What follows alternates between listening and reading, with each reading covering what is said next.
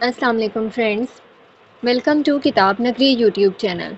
किताबों की नगरी में खुश आमदीद। मैं हूं आपकी होस्ट इकरा यासीन और आज मैं आपके लिए लेकर आई हूं मैं आसमा सईद के कलम से तहरीर करदा नावल जज्बों की तिजारत की एपिसोड नंबर 27 को लेकर। इस एपिसोड को स्टार्ट करने से पहले आप कर लीजिए हमारे चैनल को सब्सक्राइब, वीडियो को लाइक और क्लिक कर लीजिए बेल आइकन को। अब आते हैं एपिसोड की जानिब। मीटिंग रूम का दरवाज़ा खुला था। अमसल अंदर दाखिल हुई। सब ने बड़ी हैरत के साथ अमसल की तरफ देखा। जहाँ सब बड़ी हैरत से अमसल की तरफ देख रहे थे, वहीं शहाब सुल्तान के चेहरे को मुस्कुराहट ने छुआ था। इतने बड़े मीटिंग रूम में सब अमसल की तरफ मतवजा थे। अमसल एक पल के लिए घबराई, लेकिन उसको अपना आप कंपोज करके आगे बढ़ना था, सो वो बड़े एतमाद के साथ आगे बढ़ी। Welcome to my office, please बैठे। शहाब सुल्तान ने अंदर आती अमसल को एक दाएं तरफ कुर्सी की तरफ इशारा किया, जो शहाब सुल्तान के साथ वाली कुर्सी थी, और अमसल अपना बैग साइड पर रखते हुए उसकी कुर्सी पर विराजमान हो गए। सब अब अमसल की तरफ देख रहे थे कि उनके ऑफिस में एक नया चेहरा क्यों आया था, लेकिन शहाब सुल्तान को सिर्फ अमसल की मौजूदगी का ही एहसास सरशार कर रहा था। फिर आखिर वक्त एक लम्हे के लिए रुका था और शहाब सुल्तान ने अमसल का सबके साथ तारुफ करवाया। आप सब जानते हैं कि हमें अपने स्टाफ के लिए, बिजनेस मैनेजमेंट के लिए कुछ लोग चाहिए थे, तो हमने अमसल आलम को रखा है। मैं चाहता हूँ कि सब लोग इनको दिल से खुश आमदीद कहें। ये हमारे ऑफिस में नहीं है और आप सबका फ़र्ज़ बनता है कि आप इन्हें सब कुछ बताएं, सिखाएं। शहाब सुल्तान का सारा स्टाफ उस तारुफ से शॉक्ड में था। उनके ऑफिस में मैनेजमेंट के लिए कोई भी नहीं चाहिए था। जहाँ स्टाफ शॉक था, वहीं अमसल आलम को अपना यह तारुफ सुनकर बड़ी खुशी हुई थी। वो नहीं जानती थी कि शहाब सुल्तान जैसा दिख रहा था वैसा नहीं था। वो एक नर्म मिजाज रखने वाला शख्स था, लेकिन ये उसकी गलतफहमी बहुत जल्द दूर होने वाली थी। थोड़ा बहुत सबका तारुफ करवाने के बाद शहाब सुल्तान ने मीटिंग ख़त्म कर दी थी और अमसल आलम को उसके ऑफिस दे दिया गया था, जो एक बहुत ही बड़े कमरे पर मुश्तमिल था। उस कमरे को देखकर हैरत ज़दा तो हुई थी कि उसकी ये पहली जॉब, वो भी कुछ महीनों के लिए थी, और उसको इतना बड़ा कमरा दे दिया गया था। अमसल आलम के जहन में अपनी माँ की बातें आ गई थी और वह इन सारी बातों को झटक गई थी। दूसरी तरफ इटली में करीम संजरानी रज़ा से सारी तफसील सुनने के लिए बेताब था, लेकिन तंजीला बेगम और जहांगीर संजरानी उसको अकेले नहीं छोड़ रहे थे। फिर आखिर करीम के पास लम्हा आ गया था कि वह रज़ा से पूछ सकता, लेकिन रज़ा नज़र चुरा रहा था। वह नहीं चाहता था कि वह करीम संजरानी को सब कुछ बताए। जो हकीकत है, उसने तो उससे झूठ बोला था और कहा था कि अमसल पाकिस्तान में महफूज है, लेकिन दर हकीकत ऐसा कुछ भी नहीं था। तंजीला बेगम और जहांगीर संजरानी हुरैन के डिस्चार्ज पेपर्स बनाने के लिए चले गए थे, क्योंकि हुरैन को ज़्यादा चोटें नहीं आई थी, सिर्फ खून ज़्यादा बहने की वजह से उससे कमज़ोरी थी, जिसकी वजह से वह बेहोश रही थी। लेकिन अब वो काफ़ी बेहतर महसूस कर रही थी और करीम संजरानी को अभी काफ़ी वक्त दरकार था हॉस्पिटल से डिस्चार्ज होने में। मुश्तबा, रज़ा और आफाक के साथ उस जगह का दोबारा से मुआयना करने के लिए गए थे जहाँ पे करीम संजरानी की गाड़ी का एक्सीडेंट हुआ था, और पुलिस को मालूमात देखने के लिए वो तीनों पुलिस स्टेशन पर मौजूद थे। रज़ा, यहाँ अब कोई नहीं है। मुझे बताओ कि अमसल होटल में ही है और कैसी है? मैं उसका नंबर डायल कर रहा हूँ, लेकिन उसका नंबर बंद जा रहा है।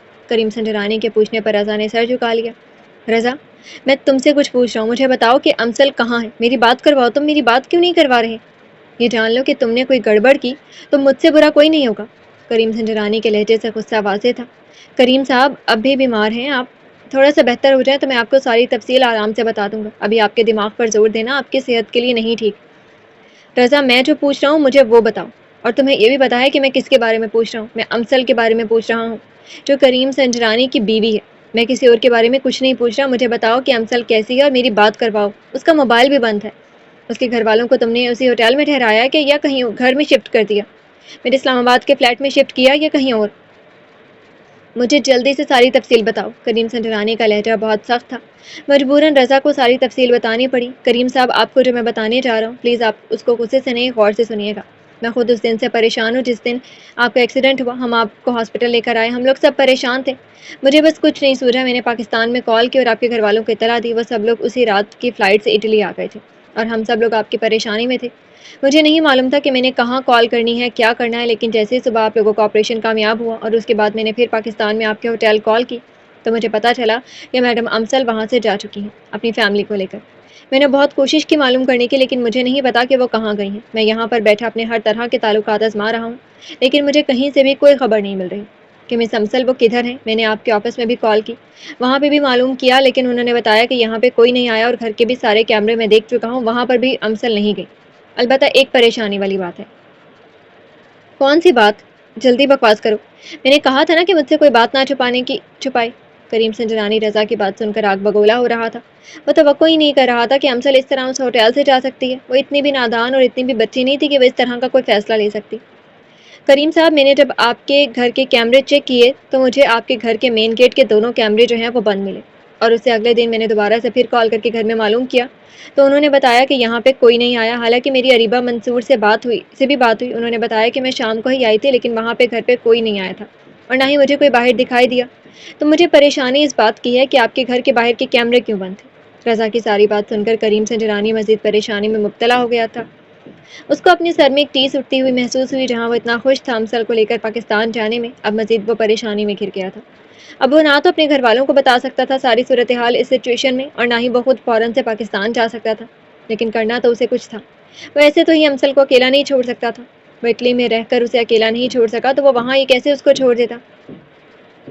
رضا کی بات سن کر کریم سنجرانی کو مزید پریشانی ہو گئی تھی۔ اس کا دماغ گھوم گیا تھا کہ وہ یہاں پر تھا اور ویسے بھی وہ واپس نہیں جا سکتا تھا۔ اس نے رضا کی طرف اپنی آنکھ برساتی آنکھوں سے دیکھا۔ رضا نے فوراً سر جھکا لیا۔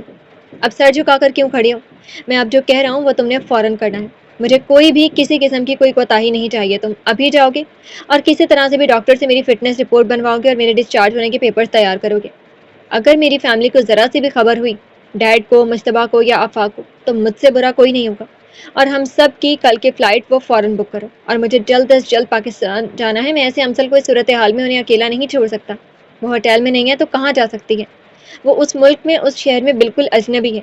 جی کریم صاحب، میں ایسا ہی کرتا ہوں۔ رضا نے شرمندگی سے سر جھکایا اور باہر جانے کے لیے قدم بڑھائے۔ رکو رضا! کریم سنجرانی کے پیچھے سے آتی آواز سن کر رضا کے قدم وہیں رک گئے تھے۔ اس نے گردن موڑ کر کریم سنجرانی کی طرف دیکھا جو بیڈ پر سے اٹھنے کی کوشش کر رہا تھا۔ رضا، تم بھی اپنا پاسپورٹ اور اپنی ٹکٹس وغیرہ کنفرم کرو، کیونکہ تم میرے ساتھ جا رہے ہو۔ میرے نکاح کا تمہارے اور حورین کے علاوہ کسی کو نہیں پتا، اور وہاں جا کر تم نے کوئی بکواس کی یا کچھ ایسا کیا تو مجھ سے برا کوئی نہیں ہوگا۔ میں تمہیں اس لیے ساتھ لے کر جا رہا ہوں کہ ہم دونوں کو اس چیز کا پتہ ہے، اور اب تو اس صورتحال میں ڈیڈ کو بتانا اپنے پاؤں پر کلہاڑی مارنے کے برابر ہوگا۔ کریم سنجرانی کی غصے سے دبی آواز کو سن کر رضا نے اس بات میں سر ہلایا اور وہاں سے باہر کی جانب قدم بڑھا دیا۔ جہانگیر سنجرانی کو اور مشتبہ اور آفاق کو جب ان چیزوں کا پتہ چلا کہ کریم سنجرانی کے ڈسچارج پیپرز تیار ہو گئے ہیں، ڈاکٹر نے اسے فٹ قرار دے دیا، تو سب نے حیرانگی والی بات تھی۔ لیکن ایک وجود تھا جو بالکل حیران نہیں تھا، وہ تھی حورین سنجرانی۔ اسے پتا تھا کہ اس کا بڑا بھائی کس وجہ سے جلدی پاکستان جانے کی تیاری میں ہے، وہیں وہ بھی اپنی بھابھی کو دیکھنے کے لیے پاکستان میں بےتاب تھی۔ لیکن حورین سنجرانی اس بات سے انجان تھی کہ اس کی بھابھی اسے وہاں ملتی بھی ہے کہ نہیں۔ جہانگیر سنجرانی کو تھوڑا سا شک تو ہوا تھا، لیکن وہاں کے ہاسپٹل کے ڈاکٹرز نے اتنا مطمئن اور اتنی تسلی بخش طریقے سے جہانگیر سنجرانی، مشتبہ اور آفاق کو تسلی دی تھی کہ ان کو یقین ہو گیا تھا کہ کریم سنجرانی اب سفر کر سکتا ہے۔ گھڑی کی سوئیاں اپنی رفتار سے زیادہ تیز چل رہی تھی، اور چلتے چلتے اگلے دن صبح کا ٹائم آ گیا اور کریم سنجرانی کی پوری فیملی پاکستان جانے کے لیے ایئرپورٹ پر کھڑی تھی۔ کریم سنجرانی کے ایکسیڈنٹ کے بعد حالت کچھ ٹھیک نہیں تھی، لیکن اس نے اپنے آپ کو سب کے سامنے بالکل فٹ شو کروایا تھا۔ اس کا دماغ ابھی بھی اس کا ساتھ نہیں دے رہا تھا، لیکن اس کے دماغ میں بس یہی بات چل رہی تھی کہ امسل، اس کی فیملی کہاں گئی؟ اگر وہ ہوٹل میں نہیں ہے تو وہ کہاں گئی، کس کے کہنے پر گئی، اور وہ ہوٹل سے کیوں نکلی؟ ان تمام سوالوں کے جواب اسے پاکستان میں جا کر ہی ملنے تھے۔ جب وہ پاکستان جا رہا تھا، ان سوالوں کے جواب ڈھونڈنے یا مزید سوالوں میں الجھنے میں۔ جہانگیر سنجرانی کی پوری فیملی پاکستان پہنچ چکی تھی، جس کا استقبالیہ اریبہ منصور نے کیا تھا۔ اریبہ وہاں پر پاکستان میں رہ کر اپنے باپ کے قتل کے کیس پر کام کر رہی تھی، اور ساتھ ساتھ آفاق سے کریم کی صحت اور حورین کے بارے میں مسلسل ان ٹچ تھی۔ کریم اور حورین کو ٹھیک اور صحت مند حالت میں دیکھ کر اس نے خدا کا شکر ادا کیا تھا۔ اپنے باپ کے جانے کے بعد یہی ان کی فیملی تھی، اور اسی وجہ سے وہ ان کے معاملے میں بہت زیادہ حساس ہو چکی تھی۔ سب وہاں پر موجود تھے، لیکن حارب وہاں پر موجود نہیں تھا۔ سب نے اس کی کمی محسوس کی، لیکن حارب نے نہ تو کوئی کال کر کے خیریت معلوم کی کسی کی، اور نہ اپنے آنے کا پتہ بتایا۔ وہ بس صرف ایک بار اریبہ منصور کو کال کر سکا تھا، اور اس کے بعد وہ پھر سے غائب تھا۔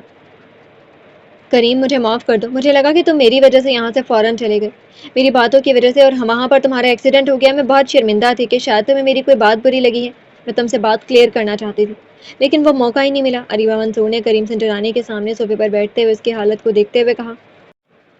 کریم سنجرانی کے سامنے صوفے پر بیٹھتے ہوئے اس کی حالت کو دیکھتے ہوئے کہا۔ کریم سنجرانی کے چہرے پر ہلکی سی مسکراہٹ آ گئی تھی۔ اس نے اریبہ منصور کو بھی حورین کی طرح اپنی بہن ہی سمجھا تھا۔ اس نے ایک مسکراہٹ کے ساتھ اریبہ منصور کی طرف دیکھا اور پھر اپنی نظریں جھکا لیں۔ نہیں اریبہ، ایسی کوئی بات نہیں ہے، میں تم سے بھلا کیسے ناراض ہو سکتا ہوں؟ تم نے جو کہا وہ بھی سچ تھا، لیکن میں یہ بھی جانتا ہوں کہ تم پریشانی میں تھی، اس وجہ سے تمہارے منہ میں جو آیا وہ تم بولتے ہی چلی گئی۔ لیکن میرا تم سے وعدہ ہے کہ میں تمہارے ڈیڈ کو انصاف دلواؤں گا، لیکن مجھے پہلے بہت سے ایسے کام کرنے ہیں جو میرے لیے بہت اہم ہیں۔ سارے ڈرائنگ روم میں بیٹھے ہوئے تھے اور جہانگیر سنجرانی نے کریم سنجرانی کی طرف دیکھا۔ جو نظر جھکائے اپنی آنکھوں میں بہت کچھ چھپائے بیٹھا ہوا تھا۔ جہانگیر سنجرانی کو کسی انہونی کا احساس ہوا، لیکن وہ چپ رہے۔ انہیں پتا تھا میرا بیٹا کچھ نہیں چھپاتا، لیکن اس بار اس کی آنکھیں بہت کچھ بتا رہی تھی۔ وہ چپ رہے کہ آخرکار کسی نہ کسی دن ان کا بیٹا جس پریشانی میں مبتلا ہے وہ لازمی وہ پریشانی اس کے ساتھ شیئر کرے گا۔ تنزیلہ بیگم سب کی طرف مسکراہٹ اچھالتے ہوئے کچن کی طرف چلی گئی تھی تاکہ وہ رات کا کھانا بنا سکیں، اور اریبہ منصور وہ حرین کے پاس اس کی حالت کا پوچھنے کے لیے بیٹھ گئی۔ آفاق سنجرانی ہاؤس کے گیٹ کے اندر داخل نہیں ہوا تھا۔ اس دن کے بعد سے اس کو کریم سنجرانی نے بھی کہا، سب نے کہا، لیکن وہ اندر داخل نہیں ہوا۔ اسے بس انتظار تھا کہ جہانگیر سنجرانی اسے معاف کر دیں اور اسے گیٹ کے اندر انٹر ہونے دیں۔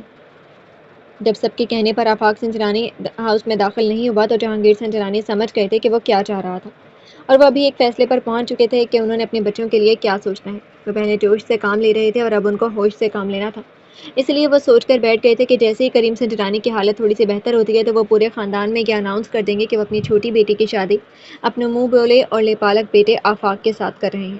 یہ بات ابھی کریم سنجرانی نے اپنے تک ہی محدود رکھی تھی، کیونکہ وہ نہیں چاہتے تھے کہ وقت سے پہلے کے بعد سب کے سامنے پھیلا کر وہ کوئی نہ کوئی مسئلہ کھڑا کرتے، کیونکہ ابھی اریبہ منصور کے باپ کا قتل کا نہیں پتہ چلا تھا۔ اوپر سے شہاب سلطان اور نگین بیگم کا بھی مسئلہ چل رہا تھا، ان کے سر پہ کھڑا تھا، اور حارب کا بھی کچھ پتہ نہیں تھا۔ شہاب سلطان آج آفس سے تھوڑا لیٹ گھر آیا تھا۔ گھر آتے ہی وہ سیدھا اپنے کمرے میں چلا گیا تھا۔ شاور لینے کے بعد وہ جیسے ہی ڈرائنگ روم میں آ کر بیٹھا، نگین بیگم اپنی رائل بلو کلر کی ساڑی پہنے ہاتھ میں ٹی وی کا ریموٹ پکڑے چینل چینج کر رہی تھی۔ اس کے چہرے پر ایک عجیب سی پرسکون سی لہر تھی، جیسے کسی جیت سے پہلے کے جشن کی ہو۔ شہاب سلطان اپنی ماں کو سلام کر کے وہیں صوبے پر ٹک گیا تھا۔ نگین بیگم نے ایک ادا سے ریموٹ کو سائڈ پر رکھا اور اپنا رخ شہاب سلطان کی طرف کیا۔ میں نے سنا ہے کہ تم نے اپنے آفس میں کسی نیلی آنکھوں والی لڑکی کو رکھا ہے۔ اپنے ہونٹوں کی مسکراہٹ کو دباتے ہوئے نگین بیگم نے شہاب سلطان کے چہرے کے طواف کیا۔ ماما، آپ بھی نہ کسی جاسوس سے کم نہیں ہیں، میں تو سٹاف رکھتا رہتا ہوں۔ آپ کو کس نے بتایا کہ وہ نیلی آنکھوں والی ہے؟ بیٹا، میں تمہاری ماں ہوں، میں بہتر جانتی ہوں، اور ویسے بھی تم بھول رہے ہو وہ آفس میرا بھی ہے، تو یہ تو ہو ہی نہیں سکتا کہ وہاں کا سٹاف مجھے کچھ بتائے نہ۔ بس یہ سوچ لو کہ تمہاری ماں کی نظریں ہر طرف ہیں، نگین بیگم نے شرارت سے کہا تو شہاب سلطان مسکرا کر رہ گیا تھا۔ وہ نگین بیگم کی بات کے اندر کا مقصد نہیں جان پایا تھا۔ جی ممی، وہ ایک لڑکی تھی، اس کو مدد چاہیے بھی تھی، تو میں نے سوچا کہ کیوں نہ میں ہی مدد کر دوں۔ کچھ مہینے پہلے ہمارے ساتھ کام کرے گی، اور جیسے اس کا پاسپورٹ وغیرہ بن جائے گا تو وہ واپس اٹلی چلی جائے گی۔ شہاب سلطان اپنی ماں کی مختصر تفصیل بتا کر ٹانگ پر ٹانگ جمائے ایک بازو صوبے پر رکھے ٹی وی کی طرف متوجہ ہو گیا تھا۔ یہ تو اچھی بات ہے شہاب کہ تم نے اس کی مدد کی، لیکن سوچ لو کہیں یہ مدد تمہارے گلے میں نہ پڑ جائے۔ میں تو یہی کہوں گی کہ اگر تم اس کی مدد کر رہے ہو تو کسی کو اس کے بارے میں بتانا نہ کہ وہ کہاں سے آئی ہے، کیونکہ تمہیں پتہ ہے کہ آج کل پاکستان کے حالات کیسے ہیں۔ اگر وہ کسی اور مقصد سے پاکستان آئی ہے تو یہ نہ ہو کہ لینے کے دینے پڑ جائیں۔ پہلے بھی تمہارا اٹلی کا کام بند ہو گیا اور یہاں یہ کوئی ایشو بن گیا تو سمجھو یہاں کے کلائنٹ بھی ہاتھ سے جائیں گے۔ نگین بیگم نے بڑی مہارت کے ساتھ شہاب سلطان کے کان میں وہ بات ڈال دی تھی جو وہ سوچ بھی نہیں سکتا تھا۔ جی ماما، آپ کہہ تو ٹھیک رہی ہیں، میں نے تو اس بارے میں سوچا ہی نہیں تھا۔ چلے میں کچھ کرتا ہوں، اس کے لیے اب یہ ہے کہ وہ اپنا نام تو نہیں تبدیل کر سکتی، لیکن بہرحال میں ابھی کسی کو نہیں بتاؤں گا، اور ویسے بھی میں نے پہلے بھی نہیں بتایا تھا اور ابھی بھی نہیں بتاؤں گا۔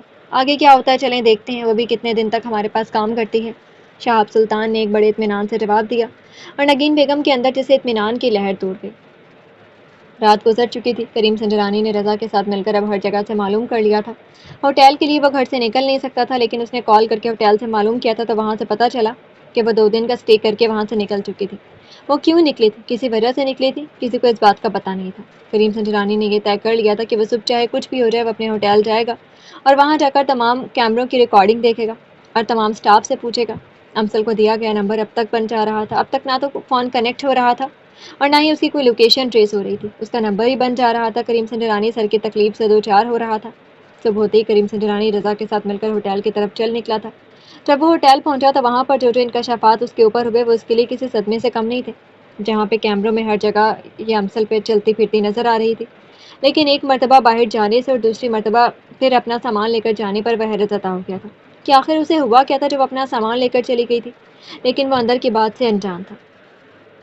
کریم سنجرانی نے امسل اور اس کی فیملی کو جس کمرے میں اسٹے کروایا تھا وہاں پر بھی کیمرے لگے تھے، لیکن پریشان کن بات یہ تھی کہ وہاں کے کیمرے 2 دن سے خراب تھے۔ کبھی ایسا ہوا نہیں تھا کہ کریم سنجرانی کے ہوٹل کے کیمرے خراب ہوں۔ یہ پہلی بار ہوا تھا کہ جب اس کے گھر کے اور اس کے ہوٹل کے کیمرے خراب ہوئے ہوں۔ ہوٹل سے ساری معلومات لینے کے بعد کریم سنجرانی اپنے آفس کی طرف بڑھ گیا تھا۔ کریم سنجرانی جب اپنے آفس پہنچا وہاں بھی معلوم کیا تو وہاں پر بھی امسل کا کچھ پتہ نہیں چلا تھا۔ وہ آفس کے اندر نہیں آئی تھی، لیکن البتہ کریم سنجرانی کو ایک سراغ ضرور ملا تھا۔ جب امسل کریم سنجرانی کے آفس آئی تھی، وہاں پہ بھی کیمرے بند کر دیے گئے تھے، لیکن کیمرے بند کرنے والا یہ بھول گیا تھا کہ وہ کریم سنجرانی سے پنگا لے رہا ہے۔ جہاں کریم سنجرانی نے تمام اوپن کیمرے رکھے تھے، وہاں پر پارکنگ میں ایک ہڈن کیمرہ لگایا تھا، جس کا صرف رضا کو اور کریم سنجرانی کو ہی پتا تھا، اس کے علاوہ کسی کو نہیں پتا تھا۔ اس کیمرے میں صاف دکھائی دے رہا تھا کہ امسل اس کے آفس آئی تھی۔ کیمرے میں امسل کا چہرہ واضح تھا، اور امسل کا چہرہ دیکھ کر کریم سنجرانی کے دل میں ٹیس سی اٹھی تھی۔ یہ وہ امسل نہیں تھی جس کو وہ اٹلی میں گھر سے نکلنے سے پہلے دیکھ کر آیا تھا۔